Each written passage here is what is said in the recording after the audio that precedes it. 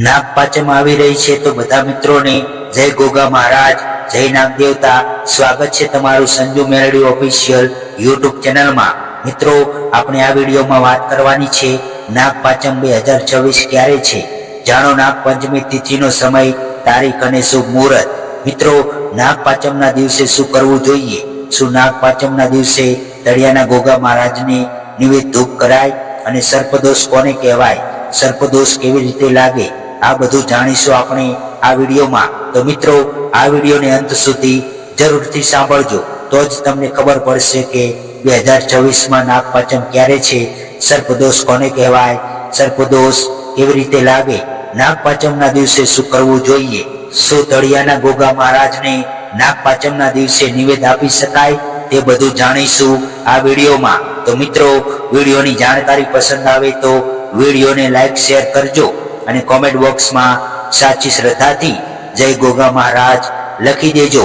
તો ચાલો મિત્રો, પહેલા જાણીએ કે 2026માં નાગપાંચમ ક્યારે છે. ગુજરાતમાં હિન્દુ કેલેન્ડર અનુસાર વર્ષ 2026માં નાગપાંચમનો તહેવાર 1 સપ્ટેમ્બર 2026 મંગળવારના રોજ ઉજવવામાં આવશે. આ દિવસે પંચમી તિથિ 1 સપ્ટેમ્બરના રોજ સવારે 7:41 થી શરૂ થઈને 2 સપ્ટેમ્બર 2026 બુધવારના રોજ સવારે 6:12 સુધી રહેશે. નોંધનીય છે કે ઉત્તર ભારતીય પૂર્ણિમંત કેલેન્ડર મુજબ નાગપંચમી શ્રાવણ સુદ પંચમીના દિવસે ઉજવાય છે, જ્યારે ગુજરાતમાં શ્રાવણ વદ પંચમીના દિવસે નાગપાંચમ ઉજવવાની પરંપરા છે. નાગપાંચમ 2026 પૂજા માટેનું શુભ મુહૂર્ત 1 સપ્ટેમ્બર 2026 મંગળવારના રોજ સવારે 7:41 થી 8:53 સુધી રહેશે. કુલ સમયગાળો 1 કલાક 12 મિનિટનો શ્રેષ્ઠ સમયગાળો છે. નાગપાંચમના દિવસે ભાઈઓ અને બહેનો નાગપાંચમનો ઉપવાસ કરે છે અને નાગદેવ ગોગા મહારાજના મંદિરે જઈને નાગદેવ ગોગા મહારાજની પૂજા કરે છે. હિન્દુ ધર્મમાં નાગપાંચમનું ઘણું મહત્વ છે, એટલે ઘણા ભાઈઓ બહેનો નાગદેવ ગોગા મહારાજની પૂજા ઉપવાસ કરે છે. મિત્રો, આપણે નાગપાંચમના દિવસે મંદિરે જઈને પૂજા ઉપવાસ કરીએ છીએ, પણ આપણે જે હકવાળા નાગદેવ ગોગા મહારાજ છે એને આપણે કાંઈ પણ નિવેદ કે સુખડી શ્રીફળ આપતા નથી. મિત્રો, હકવાળા નાગદેવ ગોગા મહારાજ એટલે કે તળિયાના ગોગા મહારાજ. ઘણા મિત્રોને હવે પ્રશ્ન થતો હશે કે કેમ હકવાળા તળિયાના નાગદેવ ગોગા મહારાજ? તો મિત્રો, તળિયાના હકવાળા ગોગા મહારાજ એટલે આપણે જ્યાં રહેતા હોય, આપણું જ્યાં ઘર હોય, ત્યાં બધી જગ્યા પર શેષનાગ ગોગા મહારાજનો વાસ હોય છે. એટલે આપણું જ્યાં ઘર હોય એ તળિયાના નાગદેવ ગોગા મહારાજને કંઈ આપતા નથી. વર્ષમાં શ્રીફળ પણ આપતા નથી. મિત્રો, નાગપાંચમના દિવસે ઉપવાસ કરવો, નાગદેવ ગોગા મહારાજના મંદિરે જઈને પૂજા કરવી એ બધું શ્રદ્ધા અને ભાવ છે. પણ મિત્રો, જો આપણે તળિયાના નાગદેવ ગોગા મહારાજનું ધર્મનું પાલન ના કરીએ, વર્ષમાં એકવાર શ્રીફળ અને સુખડીનું નિવેદ પણ ના આપીએ, તો તળિયાના નાગદેવ ગોગા મહારાજ એતરાજ થાય છે, ગુસ્સે થાય છે. મિત્રો, આપણે જ્યાં રહેતા હોય ત્યાં તે નાગદેવ ગોગા મહારાજનો વાસ હોય છે. એટલે નાગદેવ ગોગા મહારાજ પવિત્ર દેવ છે.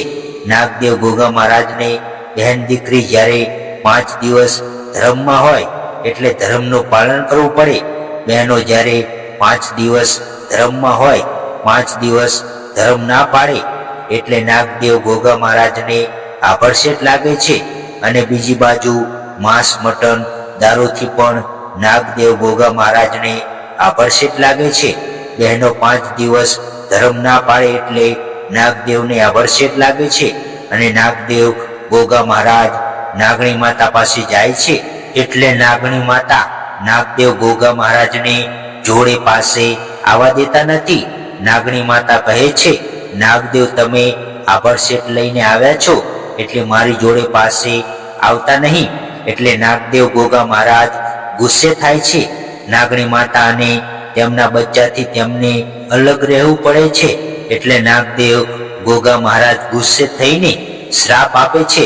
જે બહેન દીકરીથી નાગદેવ ગોગા મહારાજને આભડસેટ લાગી હોય એટલે મિત્રો આને સર્પદોષ કહેવાય. આવી રીતે સર્પદોષ લાગે એટલે મિત્રો તળિયાના નાગદેવ ગોગા મહારાજનું બહેનોએ 5 દિવસ ધર્મનું પાલન કરવું પડે અને માંસ મટન દારૂથી પણ નાગદેવ ગોગા મહારાજને આભડસેટ લાગે છે. એટલે મિત્રો માંસ મટન દારૂ પણ ઘરમાં ના લાવવું જોઈએ અને ના ખાવું જોઈએ. નાગપાંચમના દિવસે શું કરવું? નાગપાંચમના દિવસે નાગદેવ ગોગા મહારાજના મંદિરે નહીં જઈએ, ઉપવાસ નહીં રહીએ તો ચાલશે, પણ જે હકવાળા નાગદેવ ગોગા મહારાજ છે તળિયાના, એ નાગદેવ ગોગા મહારાજનું ધર્મનું પાલન કરવું પડે. વર્ષમાં એકવાર શ્રીફળ સુખડી નહીં આપીએ તો એ તળિયાના નાગદેવ ગોગા મહારાજ આપણને તકલીફ આપે છે, દુખી કરે છે, પૈસા ઘરમાં ટકતા નથી, ઘણી બધી તકલીફો આપે છે.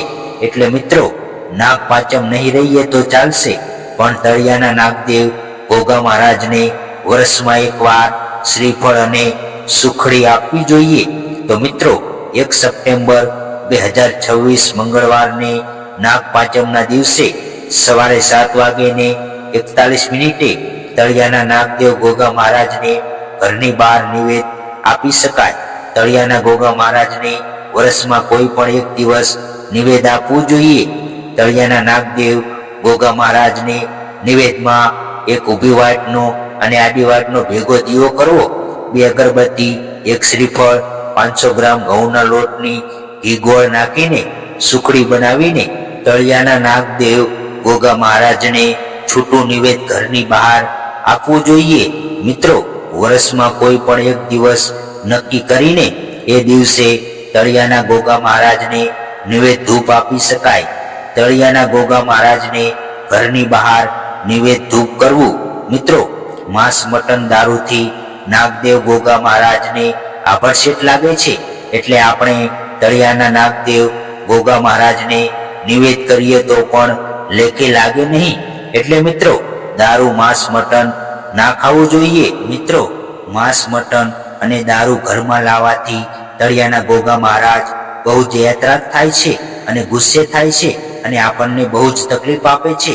તો મિત્રો આ વિડીયોની જાણકારી પસંદ આવી હોય તો આ વિડીયોને લાઈક શેર કરજો અને કોમેન્ટ બોક્સમાં સાચી શ્રદ્ધાથી જય ગોગા મહારાજ લખવાનું ભૂલતા નહીં.